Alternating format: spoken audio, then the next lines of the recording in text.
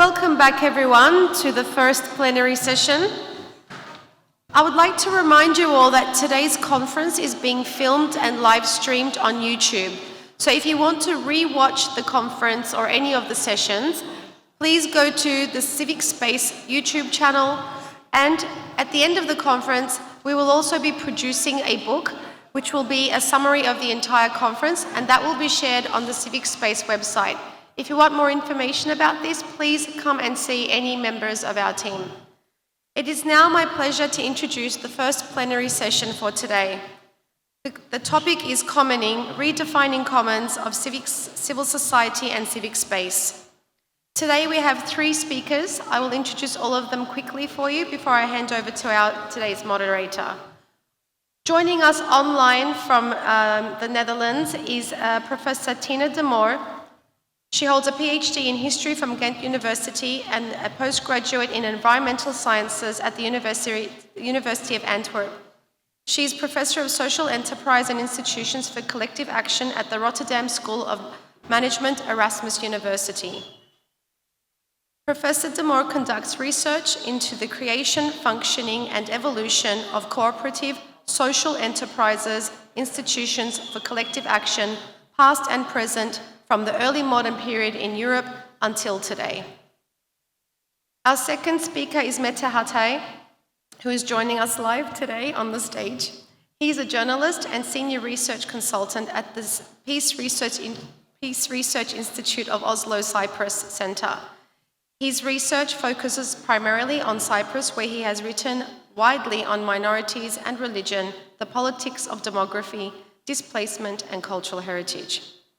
And our third speaker, who's from my home country, Dr. Jose Ramos, is an action researcher, writer, advocate, and futurist focused on the commons. He focuses on such areas as a future political economy, planetary stewardship, innovations in democracy and governance, and transformative social innovation. His work uses vision-driven experimentation, anticipatory governance, and participatory futures.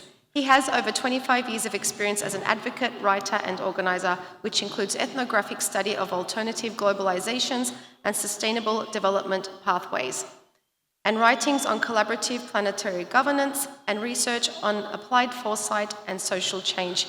He's joining us live from Queensland, Australia. It is now my pleasure to introduce our moderator for today, Beran Djemal. Over to you, Beran. Thank you. Across Europe, the world, and in Cyprus, people are seeking and finding new ways to act collectively and to rebuild civic life. The Commons offers not only a historical reference, but also a living framework for solidarity, cooperation, civic innovation, and inviting us to reimagine how we live and work together for the future. Today, our 3 distinguished guests will take us on a journey through time, urgency, and the unseen. From the historical commons of the past to the ecological commons of the present, and finally to the invisible civic commons of our shared minds and realities. Together, they invite us to reflect on how commoning can strengthen connection, care, and renewal within civil society, and help us envision new forms of collective life in an age of fragmentation, crisis, and change. Our first speaker, Professor Tine de Moor, welcome again. She explores how the commons once shaped everyday life and what they can teach us today. She examines how these historical systems of collective action can inspire new forms of social innovation and community governance in our time. Please welcome Professor de Moor. The floor is yours, Professor. Thank you. Okay, thank you. So, we'll go back to the very distant past, about 1,000 years of history. I would like to run you through, but of course, 25 minutes is not a lot for 1,000 years of history. So what you will be getting from me is more of a macro perspective. But let's start with today. I'm taking you to the Netherlands, but given the fact that you are all there working on similar topics, I think the picture you could draw for the regions we come from and elsewhere in Europe would be pretty much the same. What we've seen since approximately 2005, also before, but from 2005 onwards. There was a real continuous growth of new commons across the Netherlands and also elsewhere in Europe. What we've seen is natural persons, so people like you and me, citizens in Europe, have been forming groups looking for specific types of very basic goods like care, energy, food, all sorts of very basic provisions. But they look for these goods and services with a specific quality. They look for human care. They look for organic food. They look for renewable energy. We've seen this happening across Europe in most sectors, in the beginning, especially in energy and care, but in the meanwhile also in other sectors. But what is interesting is that the motivation behind citizens to start these new commons across Europe is different across sectors. On the left-hand side, you see two sectors as examples of sectors where people started acting like this more or less out of misery because there was no alternative. Governments decided to retreat in care, but also, for example, provision of insurance for self-employed. The market didn't respond as expected, so people had to start their own care provisions in the Netherlands. The new mutuals that I refer to here were mutuals set up by groups of citizens who were self-employed. They called them bread funds. And on the other hand, on the right-hand side of the screen, you see new commons born out of opportunity, I would say, because there are possibilities, because it is possible as a group of citizens these days to set up your own windmill or a collection of solar panels and create your own energy cooperative. And because it can be possible to start your own farm collectively and grow your own vegetables. We've seen that with in the middle, you see here in Boeren, that's a sort of cooperative agricultural cooperative, a farm run by citizens for organic food. So this has been happening for a while. Lots of nice examples. I will not go through them with you, but clearly there's a lot going on in terms of new stores being set up by citizens, new energy cooperatives, also fiberglass cooperatives, etc. This isn't just across the Netherlands, but there's more examples I'm sure you know of. Now, what brings these people together is a specific form of organization, and that's very important to recognize this. This is not gone through the government that decided to set this up, or sorry to interrupt you, Professor. Yeah? Just a quick note. Yeah? We can see the screen, but the slides are not moving. Oh dear. Could you? They are Yes. now? They are now? Now they are moving. Thank you very much. Okay, so you did not see this in the beginning. Okay, so I'll keep it out of the other mode. I'll keep it in this. So this is yeah. So what brings all these initiatives? What makes them similar is that people decide as natural persons, as individual citizens. I will try to slow down a little bit. Maybe it helps. I hope you can hear me. This is where I left you, and I hope you remember I was talking about the spread of new commons across Europe. Basically, what we see is that people are forming groups around specific types of goods and services and become members. And membership goes together with investing sometimes money, but also time and energy in combination with a role as a consumer, an employee, or a producer. Now, this is important for the rest of our story. Now, when they do so, they form a collectivity of members. And what happens is that they try to form a collectivity of resources. Now, when you put these people together and you try to run a collectivity of resources, I often call people doing this, I call them troublemakers, because what they're trying to do is basically work together to use a resource together. And that in that sense, they create what we call a social dilemma. The social dilemma is what you experience every day. And you already experienced a few social dilemmas this morning walking up to the conference. It's a choice between your own short-term benefits and the long-term benefits of a whole group of people. That could also be society. For example, will you respect the red light on the street? Will you throw something on the floor where you shouldn't? Those are all social dilemmas. Now, the people who form collectivities like this, they decide to basically constantly create social dilemmas, but they also decide to solve them. And solving dilemmas of this kind can be done by setting up institutions that regulate access and management to the group, but also the use and monitoring of the use of the resources we have collectively. With institutions, we mean norms, values, but definitely also rules that our people are bringing up to make sure that this can be done in a social, equitable way, so people respect each other, and an efficient resource use, and true self-governance. So this is a bit the abstract model of, you could say, a common. In the literature, the term common has been used in many different ways.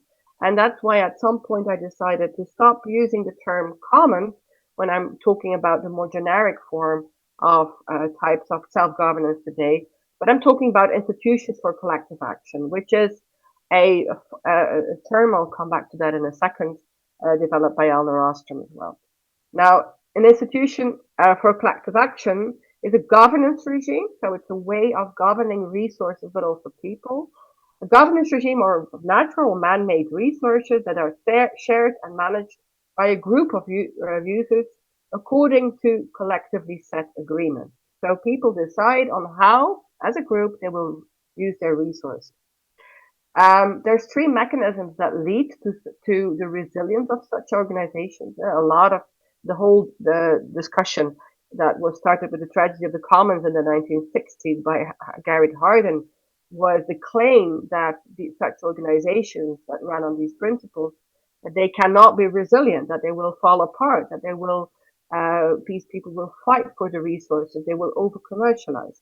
Well, we know on the basis of the work of Alan Rostrom and others that this is not true, that these organizations can be resilient, but you have to take into account a few things, and you have to set up a good functioning institution. Now, there's a number of things that play a very important role in making sure that such an institution can be resilient and keep going for a very long time. It has to start with reciprocity. People bring something in order to receive something. So when people become part of an energy cooperative, they have to contribute in order to receive energy from the cooperative. At the same time, they also have to show solidarity. So when you're part of a mutual insurance organization, as the one I explained in the beginning, you have to agree that other people might need budget from the insurance company before you can actually use it. And at the same time, sufficiency is also an important value here. It means that you use the resources to the extent that you need them. And it also means that you don't over commercialize the goods that you have collectively, because that puts a lot of pressure on the organization.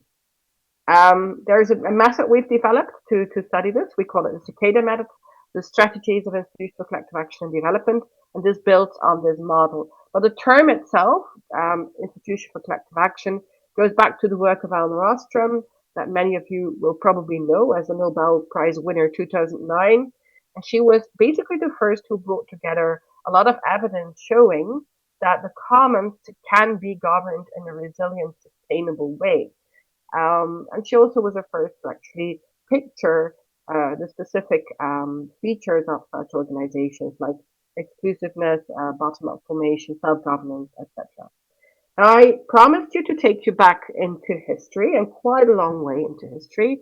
And that's where our journey is going to from now on, in order to make sure that I can tell you a bit more about how these commons have developed over time.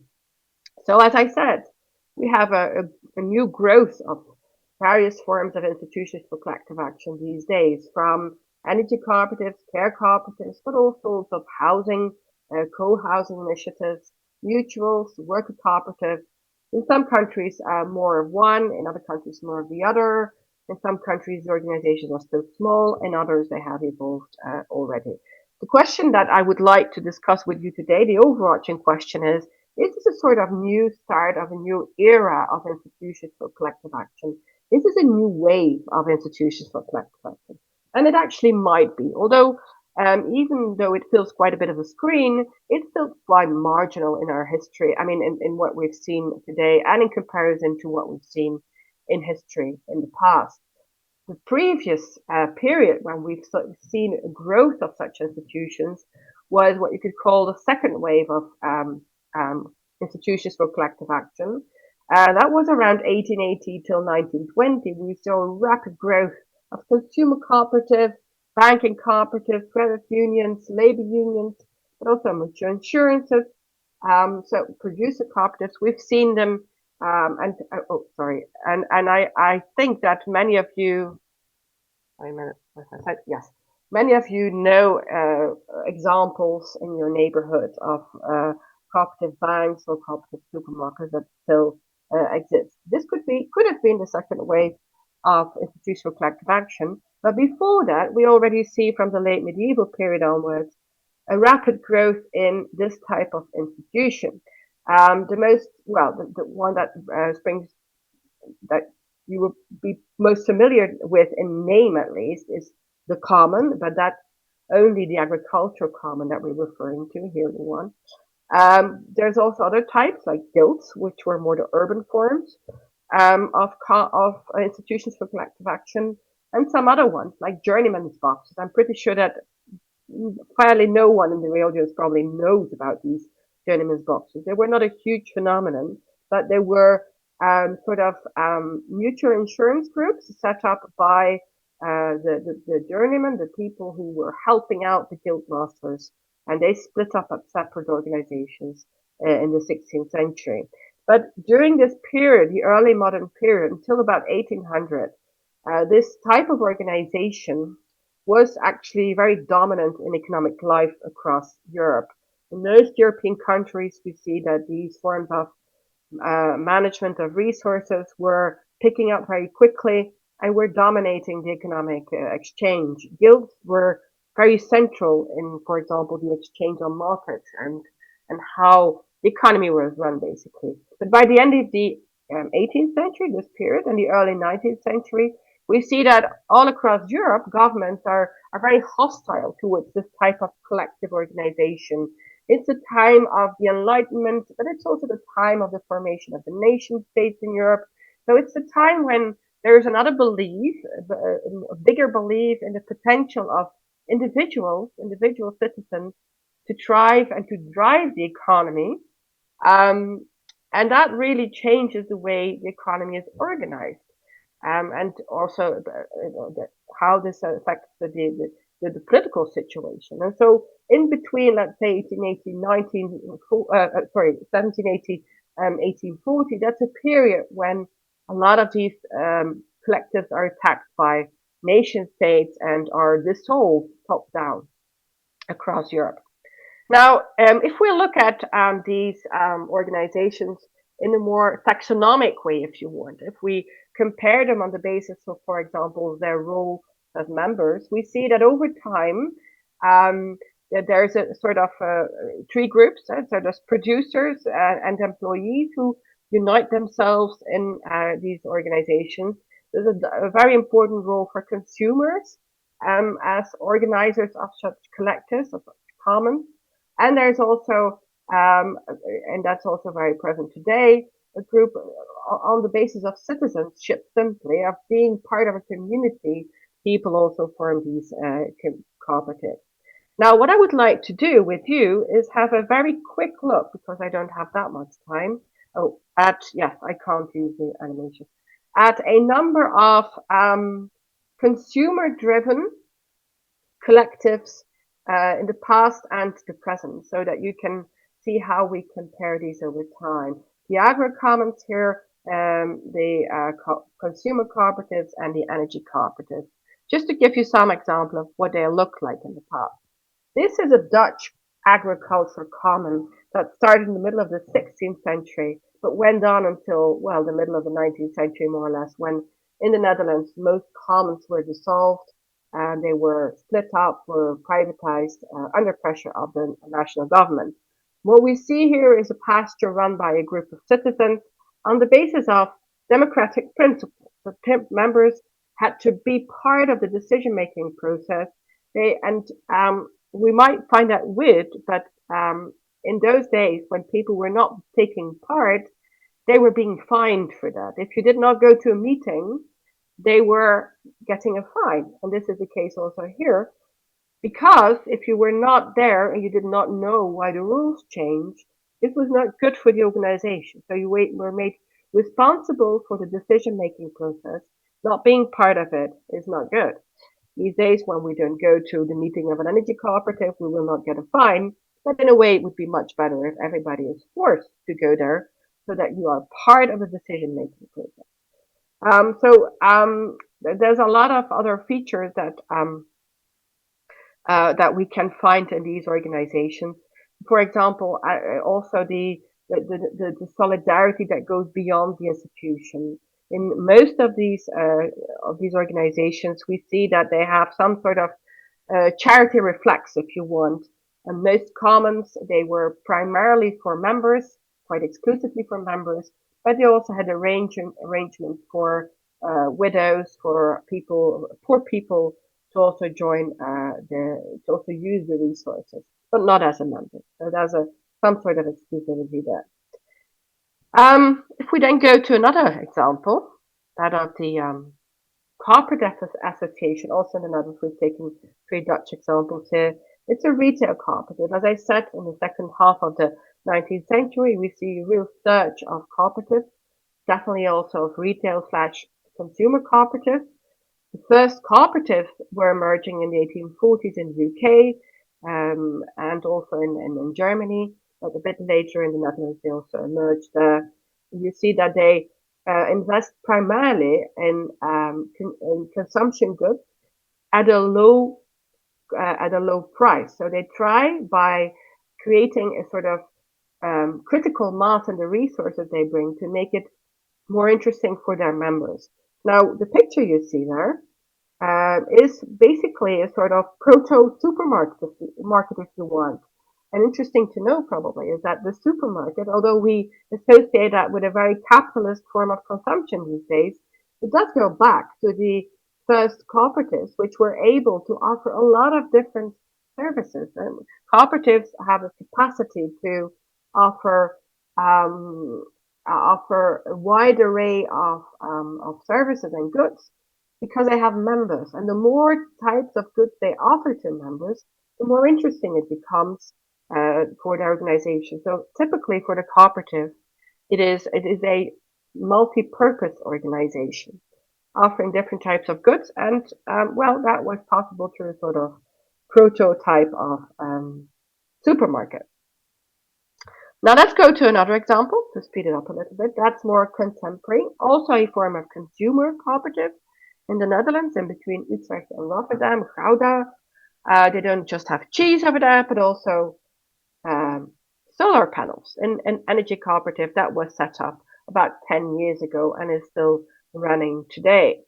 They too have democratic principles they build on, and one man, one vote.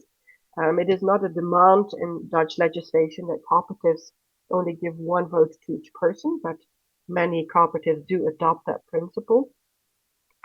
So every member also has to add the resources to the collectivity. They have to be open about the communication about the cooperative, and they also try to promote knowledge sharing within this group. These are 3 forms of consumer cooperatives. They don't offer the same goods over time and history, but they are very similar in the way they are set up. Now, there's similarities, as I just showed, but there's also differences across these 3 waves of institutions for collective action. They basically react and more or less to the same stimulus. There's a sort of growing pressure on the market that can be through increased population growth. It can also be through increased commercialization of goods. In the first wave that took place in the late medieval, early modern period, just before that, we see a huge development in Europe of what is called the Great Reclamation. So agricultural land was reclaimed massively in those times because the population was growing, it needed to be fed. And at the same time, we also see commercialization, the growth of cities across Europe. Now that puts a lot of pressure on people's livelihoods because, there's more people basically wanting the same goods and services. So they want to keep up the quality. So that's at the moment when you see the collectives as the agricultural commons that try to preserve pasture land, but also guilds that try to preserve quality and minimum wages. That you see them popping up across Europe. The second wave I was talking about, the one when you see cooperatives emerging, well, that's basically starting after the population growth that starts in Europe around 1750. It's a story where the potato plays an important role as a way to feed more people. So you see population growth, also increasing commercialization, and increasing search among philosophers, politicians, nobility as well, to invest in another type of economy to feed their population. Also, a period with a lot of wars going on, and where governments were also basically looking for more soldiers. So the idea there was that there was a growing pressure. So, but at the same time, people did not want to lose out on those collective forms they had. And right after this period, you see the new types of cooperatives are popping up. And what is leading to today's new development, although we don't know yet if they will have the same size as in the past, is also increasing pressure, but then through the increasing privatization we've seen since the 1980s. So increasing scarcity basically of goods like care and renewable energy, etc. Now, the ends of these waves are also a bit different. In the first wave, you've seen rapid top-down dissolution, governments dissolving these organizations. In the second wave, something else happened when organizations disappeared, when cooperatives ceased to exist. It was often because they were merged with other cooperatives, and they became very large cooperatives over time. The type of, for example, Raiffeisen banks, Rabobanks, etc. They became so large because of merger. Now, interestingly, it seems like these are three separate periods, but in between we do see some transfer of functions over time, and we also see that they scale in a different way over time. I'm going to run you very quickly through that so you get an idea of how these organizations develop and grow. In what I was just saying, transfer of functions, we see that guilds after a while split up between masters and their employees, basically the journeymen, and they have their own services for their own group. And after the dissolution of this whole first wave of collective action, we see that their functions and insurance, but also defending labor rights, they move on to mutuals and labor unions. So there's basically another type of organization taking care of some of the functions of these organizations. So, Professor, sorry, yeah, apologies sorry. for interrupting. Is it possible to increase the pace? I think we only have like Yeah. 3 or 4 minutes left Yes. Okay. maximum. Fine. I'm so sorry. This is very No, it's fine. inspiring, I have very little but left. It's we fine. have to wrap Yeah. up slowly. Thank you. Yeah. Okay. Very quickly. So over time, we see that organizations scale in a different way. In the first wave, we see that organizations split it up, but didn't communicate a lot with each other. It's very uncoordinated.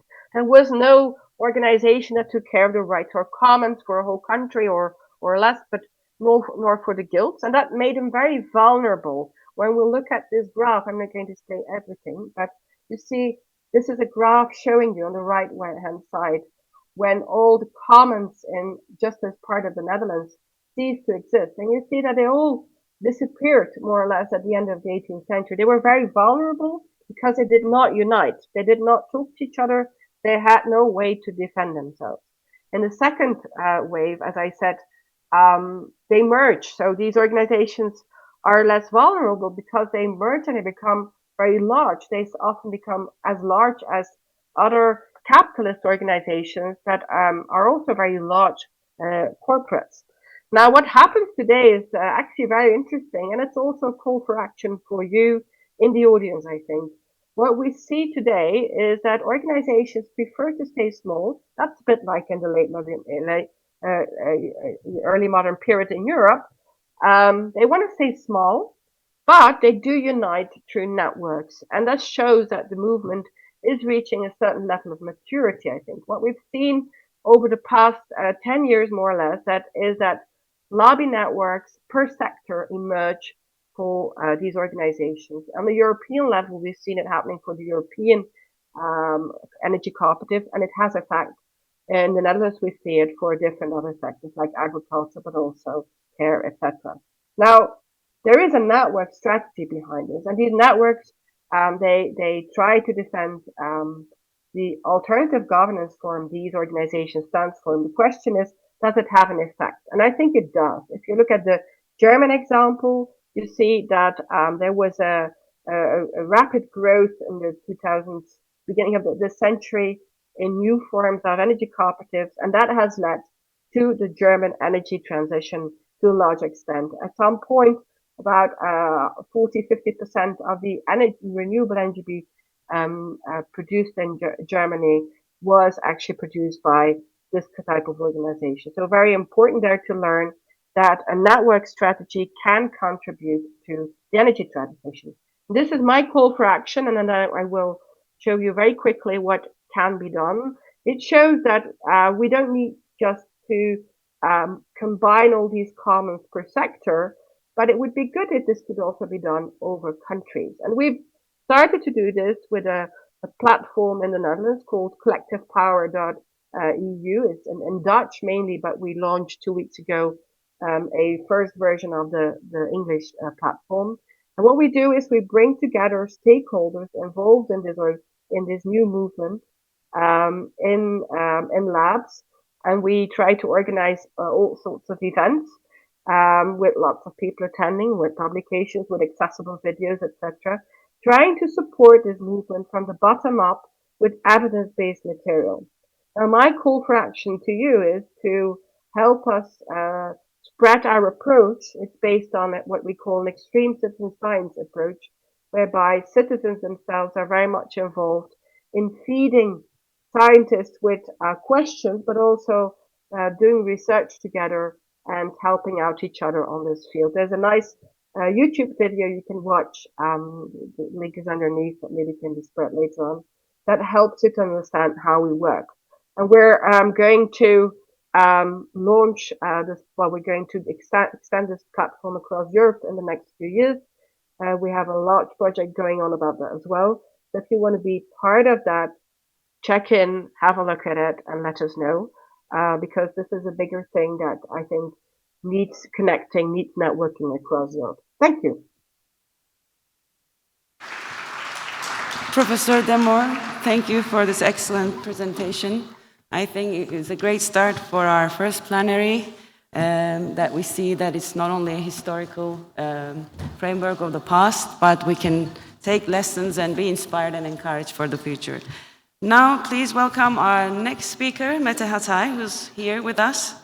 He discusses commoning as a civic response to ecological and democratic crisis, drawing from peace-building and environmental examples in Cyprus. He will talk on how we can rebuild both our planet and our civic ecosystems through shared care and collaboration. Please again welcome Mete Hatay. Floor is yours. Hello, I can hear myself. Yes, we're not going to experience a techno-fascism with me, I hope, in that sense. I will concentrate on, before commoning, the urgency, as Professor Calhoun put it nicely, how the world is changing and turning into these popular right movements and all these rising new so-called charismatic leaders. They are more than charismatic leaders, they're more trickster kind of characters. How populism is, in a sense, that transforming the whole world into a very, very dangerous space. In connection with this rising popular right wing, we could also see the urgency of the ecological disaster, because in this particular populism there is no sympathy for the ecology. So I'm going to move from the global to Cyprus with my talk. So I'll talk about what this urgency is, first of all. We meet today in what some authors on impending climate catastrophe have begun to call the age of urgency.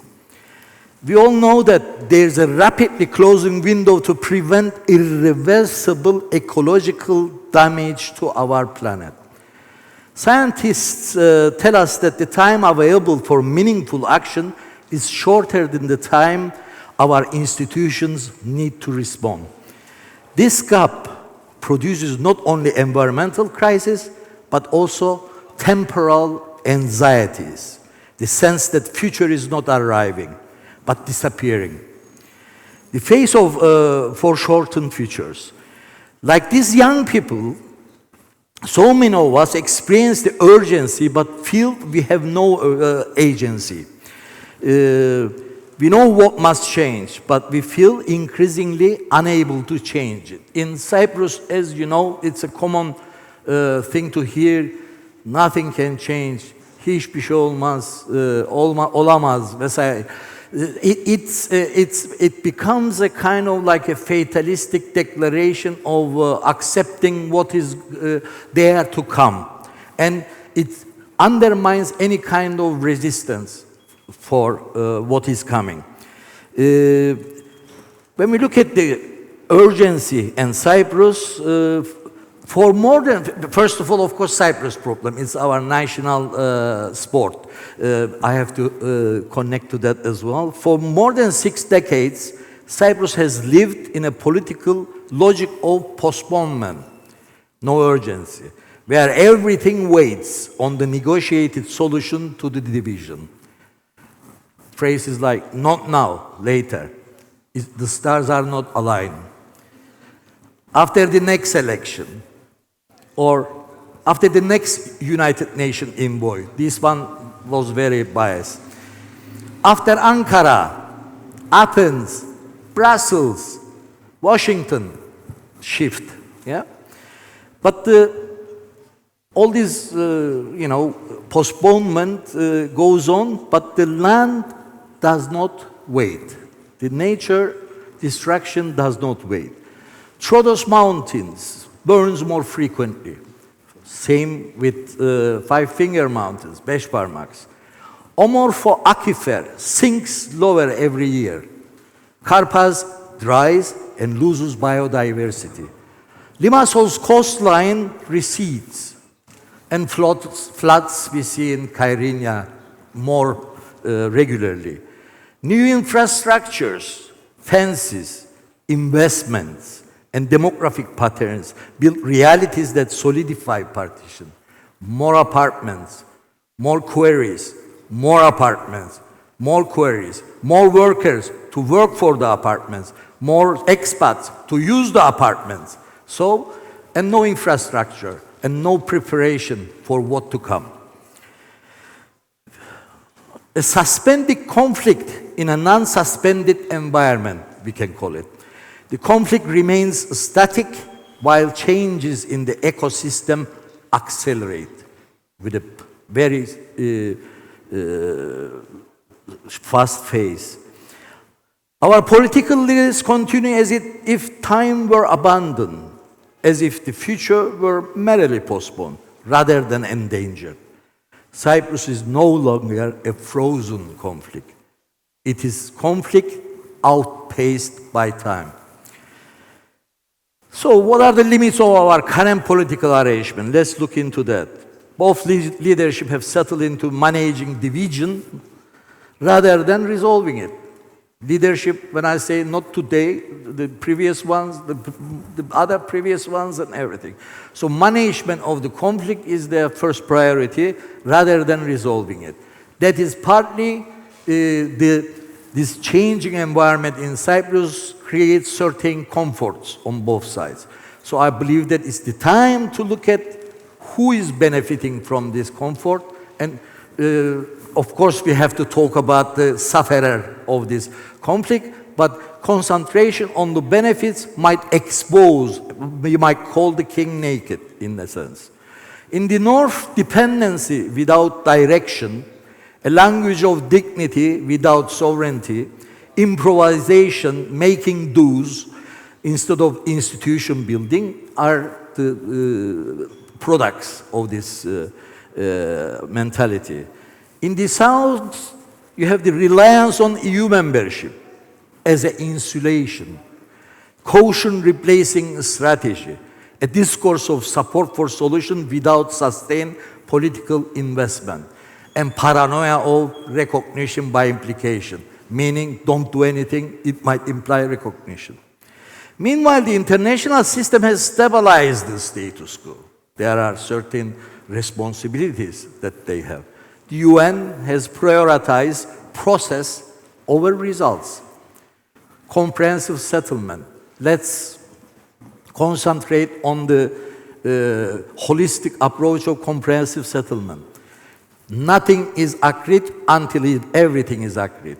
That means nothing is agreed. Yeah? So on the ground, a lot of things changes, but nothing is agreed to change these changes in a sense.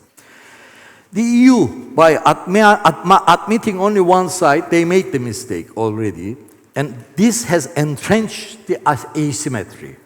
The recent European Parliament decision on establishing a monument for the missing person, it was the result of the asymmetry that has caused asymmetry or epistemic asymmetry, the knowledge asymmetry, yeah?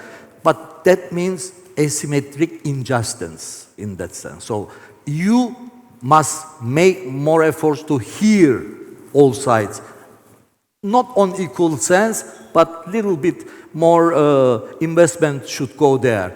Not EU coming to tell us, but we should tell EU as well. So this kind of gatherings should be held, commonings should be held in Brussels as well to redress the asymmetry in a sense. Guarantor states treat Cyprus as a strategic real estate rather than a lived homeland. Their geopolitical interests are more important solving the Cyprus problem. So the bargain goes upwards. And in this upwards bargaining, the power, the geopolitics becomes the main factors or dynamics. So this has created not peace, not war, but administrative stalemate. The age of urgency is revealing the limits of this arrangement. It is not sustainable, not socially, not politically, and certainly not ecologically. It's coming. Globally, we are in danger, but Cyprus, especially with the divided society, with the divided island, it's no preparation, or one side prepares more, the other side has no responsibility, is calling for urgency. So, let's move on to commoning as civic ecology. Where do we go from here? I want to propose commoning as practical civic ecology, a way of managing our shared natural existence that builds durable relations, institutions, and interdependence. That's the key word for coexistence. If you don't have interdependence, you either have dependence or submission. So, interdependence is the key for any sustainable relationship. So, the commoning is not symbolic coexistence, but everyday cooperation. Not a single project, but a reorganization of how life is lived. Infrastructural, not just performative. Those are good, romantic. It can create some kind of, it can trigger certain things, but it has to somehow be like an infrastructural thing, sustain its durability should be there. You can have many festivals, many whatever, but if it doesn't leave its marks, it's usually a waste of time. So, in short, infrastructural, not just performative. Durational, not seasonal. The Bakhtin, the Russian philosopher and writer, came up with this concept of carnavalesque. Carnavalesque means carnival used as resistant tool. Yeah, some societies you cannot express your feelings, especially now when the democracy is degenerated everywhere. Use carnavalesque methods to raise your voices. But the problem with, and it is widely used nowadays, but the problem with that is it has a expiry date, like every carnivals. It starts Friday, finishes on Sunday. And carnivals can turn the king into clown, clowns into king. You can voice your voices, anything you like, but that has to sort of have a spillover effect on the societies. Otherwise, it doesn't have the effect that it envisions.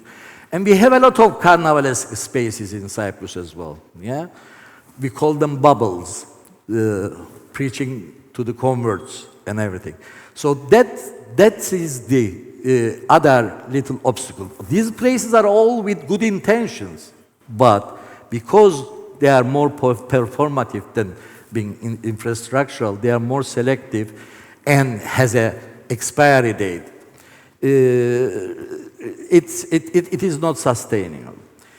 So what we can do, let's start with short things that what we can do, and there are a lot of examples of that here, like in Cyprus, when we look at Cyprus, ecological. We can start with shared urban composting, for example, yeah? Seed banks. Soil becomes a shared memory of care. Then the sensitivity towards soil nature becomes a common thing. Yeah? So this kind of agricultural, ecological project should be practiced more often. We do have them, but more common and wider sense. Cultural, bilingual oral history recording labs, because we have a lot of memory problems in Cyprus. Everybody has their own memory.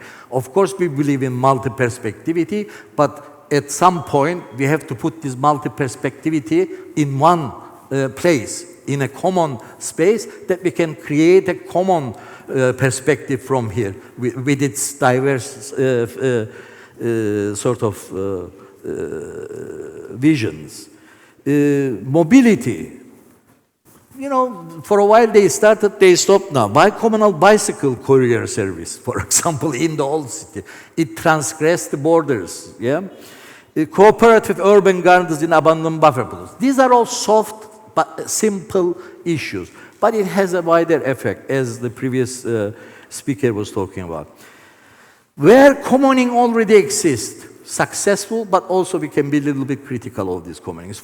Let's take Home for Cooperation. I'll give you an example. I was part of when it was coming to being. Yeah, it was a fantastic common initiative by the history teachers on both sides. It was a civil society initiative. It was a civic initiative, and then it transformed into the infrastructural we talk about. Yeah, it is there. The durable place is there. And you have a lot of, I don't need to go into the activities they do and everything. But what is the problem there? Not problem, but the limitation there. Can be a carnivalesque space. Yeah? Not activity, but a space. It's in the buffer zone. And you do a lot of things there. Once you are out of the buffer zone, you cannot take everything that you experience there. So that should be there as the first contact point. It's a space for commoning, but that should follow by crossing to each other's sides. The most successful commoning, in a sense, started with the local governance here. We all know that, yeah? The shit unites. The Nicosia Swage system. It was the first successful, really sustainable project that was back in 80s or late 70s. It was less poetic, of course, in that sense, but structurally profound. A shared municipal system planned, funded, maintained, and repaired across the dividing line. A civic commons literally running beneath the ground. Yes, and also it inspired further structural commonings, like the building we are in now. This is the product of the example they set back in 80s of the Suez Commons Nicosia-Suez system, and it led to the Nicosia Master Plan, where both sides, historical places started to be renovated, and that sites particularly chosen in spaces that you didn't have much access, so that created generation around it, and now we're having this beautiful conference here, and many other activities take place here. Yes, the other most important common initiative I see is the families of the missing. Perhaps the most powerful example, in a sense. Their cooperation demonstrates how common pain can be dealt. Shared grief as a political language that transcends nationalism. The establishments on both sides. The insistence that every life has equal value. A refusal of narratives that convert human pain into political blame, like the attempt that was done by some of the MEPs in European Parliament. And they are the first ones to react to that. Both sides, missing persons family, react to that. They said, look, you cannot politicize and exploit our grief like that. Their work includes supporting exhumation and identification processes, encouraging testimonies from both sides, because in some senses, the victims can be perpetrators. There are a lot of vendetta killings in Cyprus. Advocating jointly to political leaders in a way that encouraged the CMC to work harder. It became structural in that sense. For a long period of time, CMP was functioning as two diplomats meeting and saying we cannot do anything about it. And for the last 20 years, with opening of the checkpoints, this families gathering, and certain journalists like Sevgül Uludağ, Paraskos, getting together and creating a common vision for the lost ones, lost loved ones of these people, has a profound effect on reconciliation as well. But this is a quiet reconciliation, no depends on agreements. So they're saying that, never mind. Yeah, Cyprus has lived more than 60 years in the assumption that there will always be more time. But the age of urgency tells us there is no more time. The question is no longer, can Cypriots live together? The question is, will we act together before the land that holds us becomes unrecognizable to all of us, or livable in a sense, yeah? If political elites cannot move, society must. If institutions cannot imagine the future, the commons must keep it open. Thank you. Thank you very much, Mete. Thank you for, shaking us a little bit and reminding some uncomfortable truths in this comfort zone that we have, which is a constant at the same time. Thank you very much. You're welcome. And now our final speaker, last but not least, Mr. Dr. Jose Ramos, an action researcher and a futurist from Queensland University of Technology, invites us to think about the invisible commons of our era, our shared attention, information, and mental space. He proposes, if I'm not mistaken, and he'll explain it a lot better than I do, of course, a meta-language of the commons as a way to collectively govern our civic sphere and counter today's cognitive crisis. Please welcome Dr. Ramos from all the way from Australia. Floor is yours, Dr. Ramos. Thank you very much. I'm very happy to be here. I'm very touched and honored to present. and to be among such a distinguished company and so many progressive spirits fighting and articulating the commons. I've been inspired by the talks given by all the different professors preceding. So thank you very much for inviting me in. Okay, so I'm just going to share my screen, and if I can just get an indication that it's actually working, that would be great. It looks like it's working. Okay, good. All right, so yeah, I think the first I'm going to start with the beginning of this journey of invisibility, which is that we're living in the era of intensive capitalism. This is an idea by Professor William Robinson, who's a professor of political economy.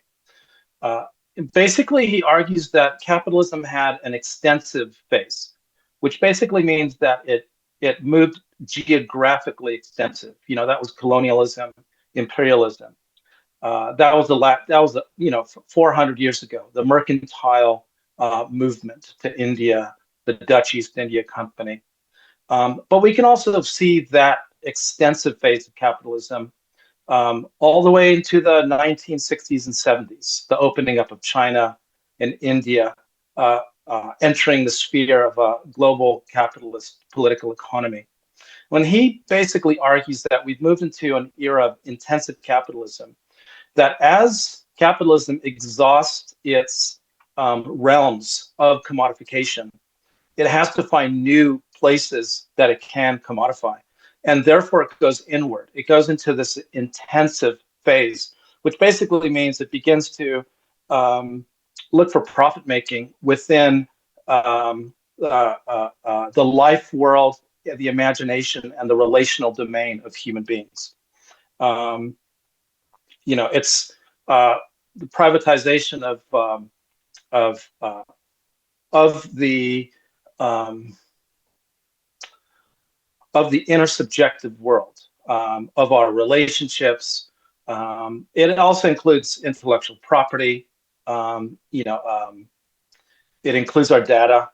It includes also, exploitation that also derives from the digital economy. We've seen, for example, a class action against Mete, against Facebook, by moderators who are traumatized by having to moderate horrendous content day in and day out. They're underpaid and they're being subjected to these kind of horrible moderation experiences.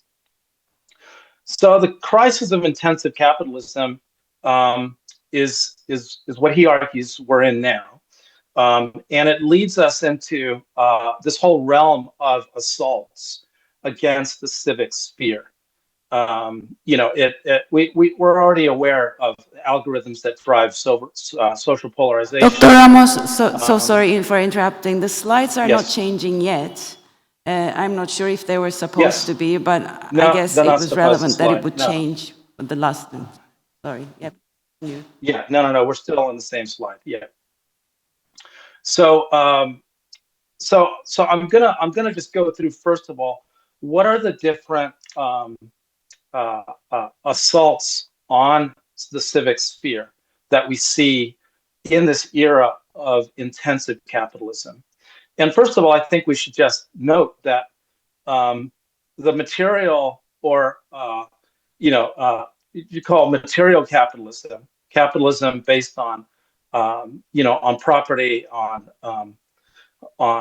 the raw power of financial assets, hasn't ended, right? So the power of the lobby sector is more powerful than ever. And as we saw in the last election in the United States, the Biden government actually wanted to bring in very strong antitrust against Google, against Meta. And so there's a reason why many of these tech billionaires, the people who are driving this intensive capitalism, supported Trump and kind of tipped him over the edge. So there's an enclosure and capture of the material state that's part of the this process of intensive capitalism. These are the owners and controllers of the forces that are assaulting this civic sphere. We also have the cannibalization of the social body. So intensive capitalism drives a whole number of behaviors. It drives addiction among children, digital addiction among children. It drives a whole number of other pathologies that create a kind of fragmentation, a withering of social capacity. And then we have the proprietary control of public discourse. So we don't know what the algorithms are that are controlling the kinds of conversations that we have. You know, we get hints every now and again, you know, because when we're having a conversation, maybe a conflict is bumped up within our conversations on LinkedIn or on Facebook. Maybe there's social polarization, and then the research starts to come in that, okay, the way that these platforms are controlled, the way that the algorithms operate are in the interests of the companies, and they're not in the interest of a kind of dialogue or conversation that leads to solutions or that creates more solidarity, right? So there's a fundamental interest behind these platforms. I mean, we unwittingly moved from physical public spaces to digital public spaces. You know, there was a kind of unwittingness about this, but the drive for profit is not unwitting. You know, this is something that you know, that theorists and that policymakers have understood for a very long time. John Maynard Keynes talked about animal instincts. He talked about trying to tame capitalism and trying to bring in a kind of social democracy that can kind of balance out. But I think here we're just seeing that these the animal instincts are driving the governance of our of the places in which we're having these conversations, and therefore creating these perverse outcomes. And then we have the subjective transformation of the citizen, which basically means that the image of self that people have is being transformed from a collective sense that we are part of a collective and that we work together, which is the primordial image of who we are, you know, coming from the deep past. We lived in communities and we had to work together to survive, you know, and that collectivism is a fundamental part of what it is to be a human being. But that over time, that image of self gets transformed into an atomized sense of self. I'm an individual, and the logic of my life is to get more stuff. The logic of my life is to compete. And so the subjective transformation of the citizen is also pretty fundamental to the public sphere as well, because in order to have a public sphere, we have to have people who care about working together, solving problems together. And again, like back to this, you know, the previous point about the proprietary control of these of public discourse, that will also influence the discourses that we see. You know, even in the use of AI, we don't know what algorithms are being used to govern the responses and how people are going to get responses that help them make sense of the world around them. So the subjectivity and how we look at ourselves is fairly fundamental. So to recap, the intensive capitalism is engaging in an assault on the civic sphere in these four major ways. And several people already talked about the commons, and what we are finding, or what the argument here is, that as intensive capitalism assaults these different dimensions of the public sphere, the commons that are implicit within the public sphere are becoming surfaced.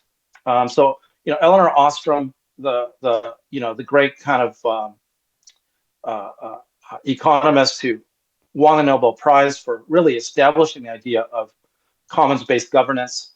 One of her students, David Bollier and Silke Helfrich, they really tried to map many different types of commons, and so now we understand commons to have many different modalities, many different types, as Professor de Moor pointed out.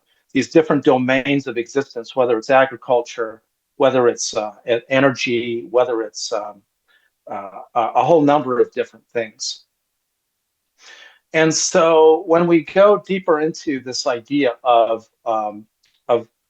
what are the commons that are that are under assault by intensive capitalism, there's a way to begin to think about this. And the way that I think about it is that commons are those things that we mutually need for our survival and well-being, such that we must collectively manage, protect, and govern them. So if there's something that we understand that we collectively need, then and we see our survival and well-being tied into those commons, then we are driven to collectively manage them, protect, and govern them.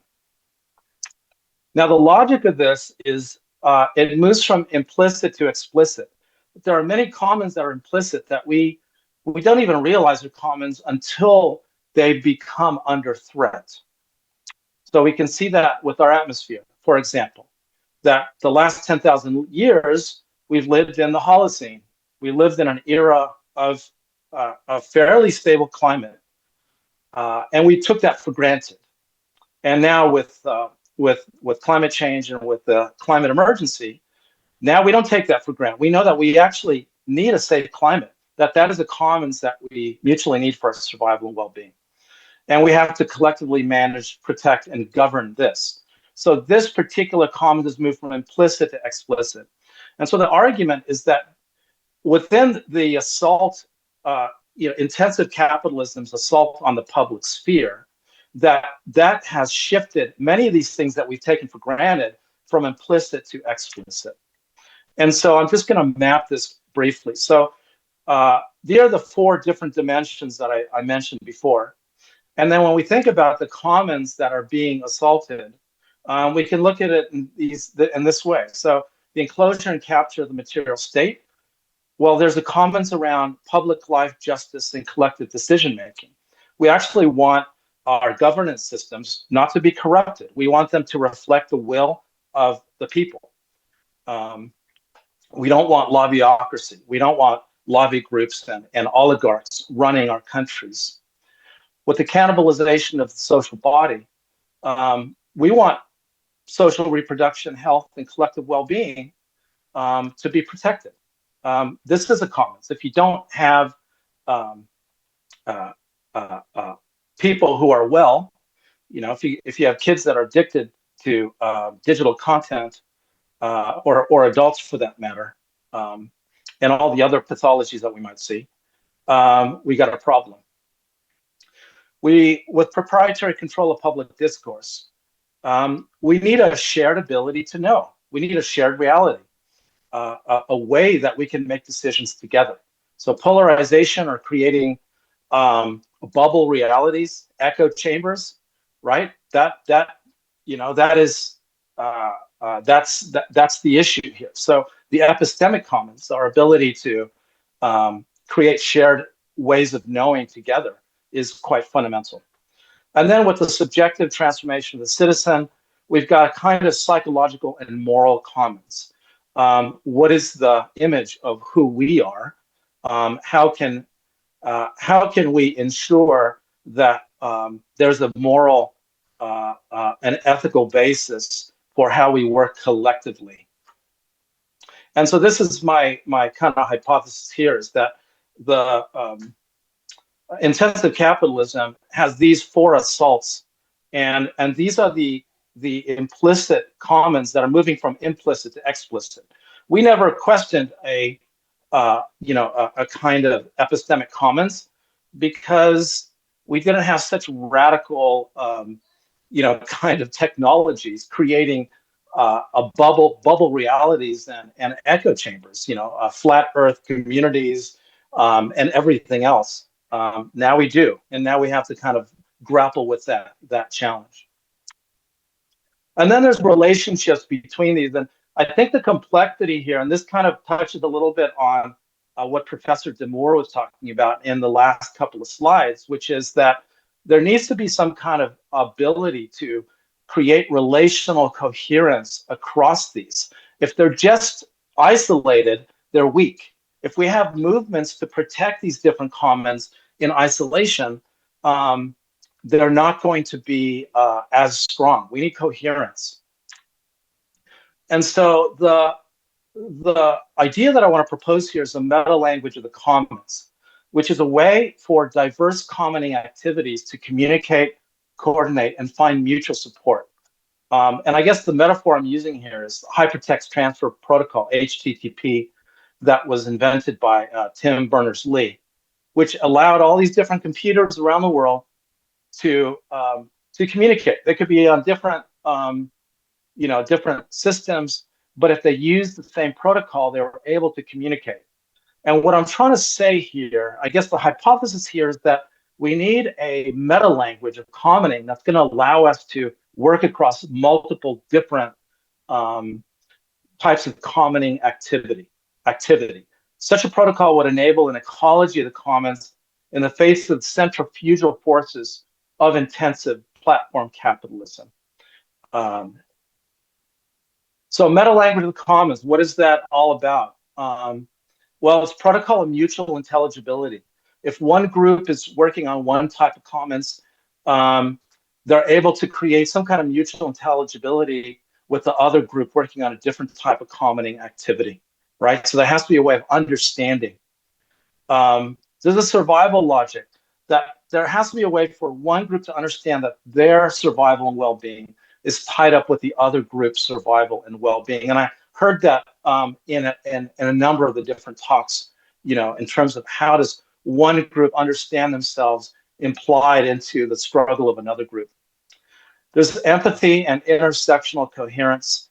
My struggle, as a Mexican, who was raised in California and had a kind of Mexican identity, but I also understand that women suffer from patriarchy. I also understand that African Americans have suffered from racism. That my identity is not just taking me down my own trauma rabbit hole, my own trauma path. Decentralized multiplicity, to understand that there's a lot of different new ways of different types of organizations. I think Professor Moor's presentation on the different types of commoning activities and institutions is useful right there, because it's kind of showing there are these different forms. They don't have to be the same form. They could be networks, they could be co-ops, they can be this, they can be that. But they can work, they can be social movements, but they have to be able to, in a sense, try to find a way to work together. Trauma and identity, I mentioned that, and epistemic humility, that we within a larger body of struggles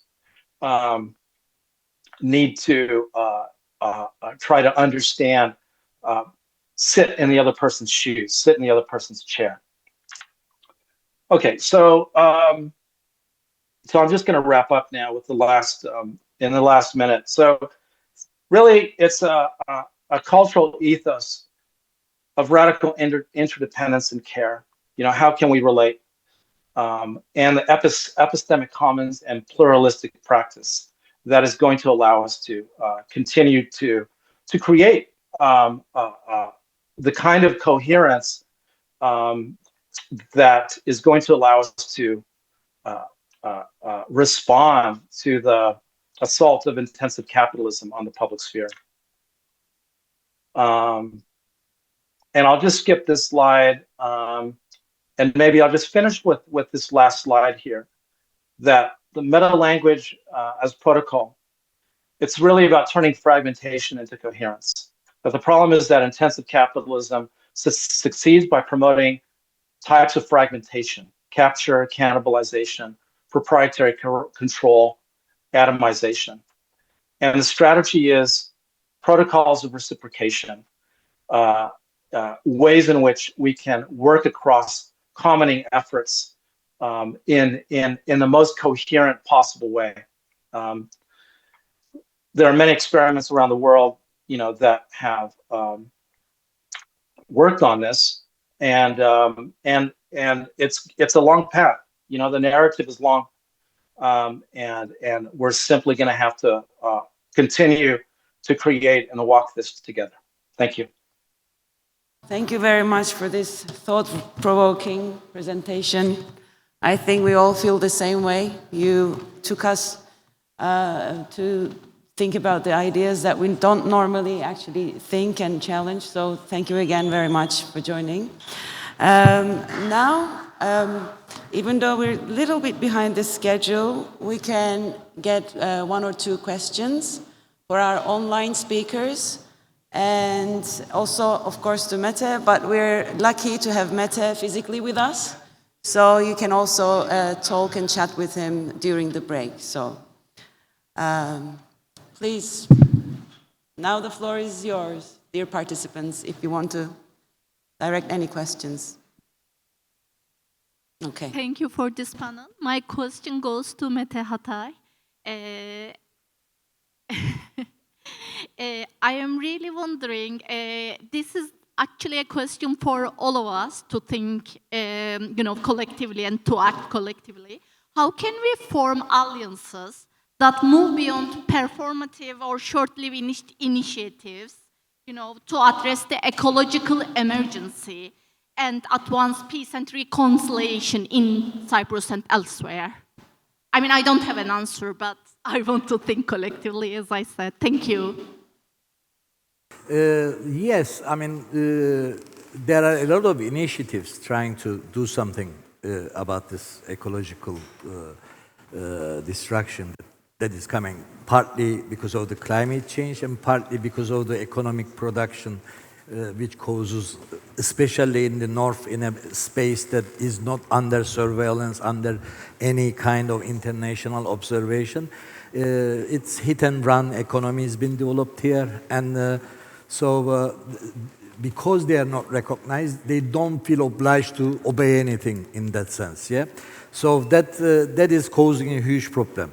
You know, so there are, what I can suggest, locally, we have to voice and we have to see the urgency. So a lot of awareness raising should be there. I mean, because people has digested what changes gradually, you know, and they forget about the consequences of this. It's become like part of everyday life in that sense, and that fatalistic approach that has developed in Cyprus, that nothing can change. Oh my God, we have no, you know, power or anything. No, each individual can have a contribution to this thing. But by becoming in a common struggle, you'll be stronger. For example, I give it's self-promotion now. I give an example. We just finished a film on the environmental destruction in Cyprus, and we were shocked to see the interest of the people. And after we arranged 2, you know, pre-arranged screening, now we following snowball. people calling us. So we go to the coffee shop, we show it, we go to all the civil society institutions, the municipalities, and we are quite busy at the moment in that sense. So this kind of awareness raising is important, and while this is going on, also we have to prepare certain steps, what can be done, how do we influence political parties, since, as you know, we don't have any overseer in that sense, yeah? If somebody is to be sued, it's Turkey, it's not the Turkish Cypriots, yeah? So, and that is very seldom in a sense that, so this lack of responsibility, and the politics of responsibility in Cyprus has to be tackled. So the political parties have to have the environment as the priority. The other disadvantage, I'm just finishing, is the Cyprus problem, which is, it's a blanket for everything. Let's talk about Cyprus, anti-Cyprus problem. So nothing can be done kind of attitude. We have to tackle that as well, because there are Cyprus problems, not one problem. Thank you very much, Mete. I think there's one more question here first. I'm not going to be able to take too many questions as we're 10 minutes, experiencing a 10 minutes delay, so apologies for that. But let's take last two questions together. Maybe they're the same question, we never know. First, please go ahead and please tell us who you're asking the question. And then before answering, we're going to take another question as a last question. Thank you. Please. Thank you. Well, my question is specifically for Professor Jose, but of course, I would like to tackle everybody's mind on this issue. My question is a bit maybe progressive, but as capitalism emerged from combined forces of changes in agriculture and modern industrialization, and as these two forces work together to create a new economic oppressive system, this system that we live at right now, capitalism, as you said, it's always limiting our space, our common space. So for me personally, I believe that the only solution is erasing capitalism. Do you think that this is the only solution for us to gain back our commons? Because right now, I feel like we're privileged enough to tackle the problem of commons while a lot of people in many countries are experiencing genocides and a lot of things. So, yeah, I would like to know that. Thank you. If the other question is very, very brief, please, let's just hear that, and we'll give the floor to our speakers to wrap up. Yes, so my question was to Jose. How much our civic space is in a safe and sustainable situation when mostly use social media platforms like Instagram, Facebook, WhatsApp are owned by one single company? And what is the alternative to make our channels more sustainable? Thank you very much for Thank you. So, Dr. Jose Ramos, please, the floor is yours. Yeah, I'll try to make it really brief because I think Professor Moor would also have something to say about this. So I will say, well, the first one, the question is, do we have to get rid of capitalism? We absolutely need to develop a new political economy that isn't just profit driven. We have to have one, Professor Moor showed all the different cooperatives and all the different beautiful history of commoning activity, implicit commoning activity, explicit commoning activity. We need political economies that support that, or else we're always going to be playing catch up. So I would say yes, and I think specifically with the platforms and our digital worlds, they either have to be incredibly heavily regulated. Those algorithms have to be governed for the public good. Right now, they're governed for profit, creating all kinds of social externalities, polarization, addiction, et cetera, et cetera. So I think there's a couple of different prongs there. One is, yes, long term, we're going to have to create new political economies. I don't see how we can, continue to live publicly decent lives without that. But then in the short term, I think regulation, and we're going to have to recapture the state, and that's going to be hard, but we've got to do it. Some countries are closer than others for that. For the second question, I'm trying to recall exactly the idea, but maybe Professor de Moor, you remember what the gentleman said better than I did.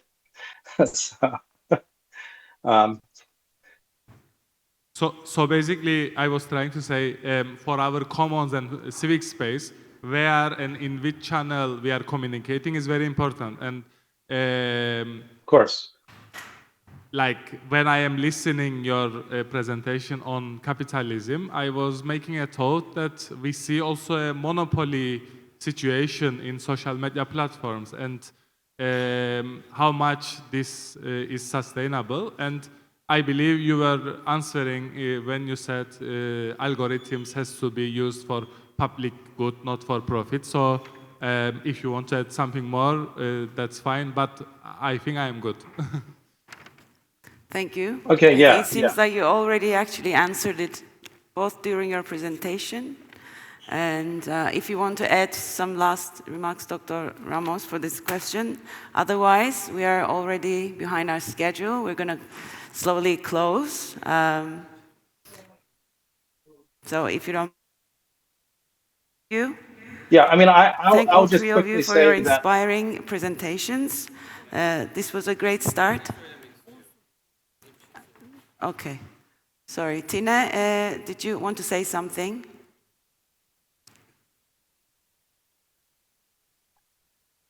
Last remark?